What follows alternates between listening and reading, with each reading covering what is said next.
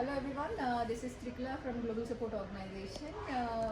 We have a young girl here, she wanted to study. She is having a challenge, let's find out what's the challenge. Tali, నీ పేరేంటమ్మా?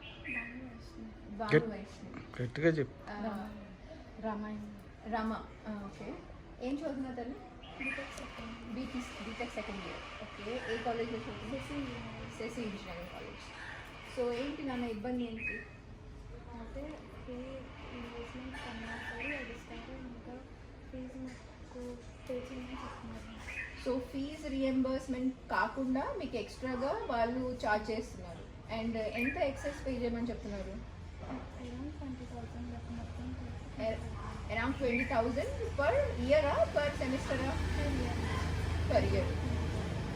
So ఇప్పుడు మీకు ఆ 20,000 fees reimbursement కాకుండా పడేది మీ parents ఇబ్బంది వల్ల మీరు పే చేసుకోగలుగుతున్నారు. నాన్నగారు ఏం చేస్తుంటారు? మీరేంటండి? మీకు ఏమైనా సిబ్లింగ్స్ ఉన్నారా? ఒక తమ్ముడు.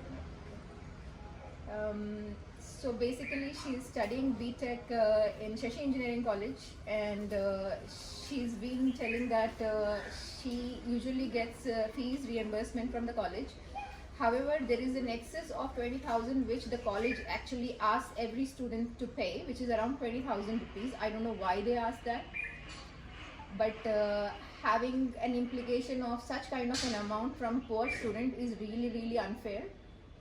And I don't know how they can afford to pay such kind of fee structure, and government should intervene and ask this question to the institutions why they are actually charging these extra fees.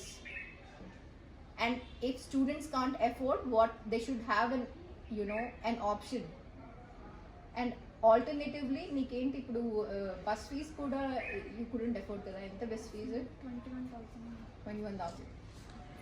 So she also has a bus fees which she couldn't afford, which is around 21,000 rupees. So students who are from poor background, if they have to bear college fees which is excess than the government reimbursement fees, which is around 20,000 rupees, and if she has to pay another 21,000, where your father is mechanic. Her father is a mechanic, her mother is a housewife. She also has a brother who is also doing a BTech. I really want to understand how a student can actually afford to pay this kind of a fee structure, especially when they are from such kind of a poor background. And right now, she does not have an option apart from paying the fees within next 1 month's time. Within 1 month she has to pay around 20,000 because she cannot afford the bus, so she discontinued taking the bus right now. Ella travel chestunda?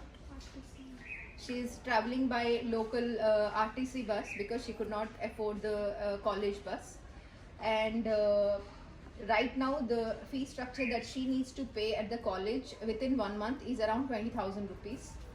And their parents are struggling, and she has a little worry about her examinations because they also said if these fees are not paid, ఏమని చెప్పారు? Hall ticket ఇవ్వరు and placements కూడా ఉండవని చెప్పారా? So they also threatened the students that if they don't pay this kind of college fees, they threatened them that they won't be able to get the hall ticket, and they also won't be able to get a placement.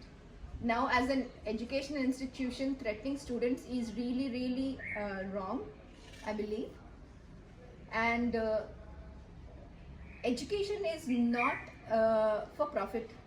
I guess this is understood by everyone. And right now, educational institutions are quite being commercial, and they have to rethink about what they are telling to the students, how they are actually, pressurizing the students. They have to actually think about all those lines and behave accordingly. And right now the student needs around 20,000 rupees. If anybody would like to contribute around 20,000 rupees within next 1 month, it will be a great help. Thank you so much. If anybody have any questions, or if anybody would like to give a feedback or something like this, and I would like to also bring this to the knowledge of the government, that educational institutes are actually charging excess than what you are reimbursing.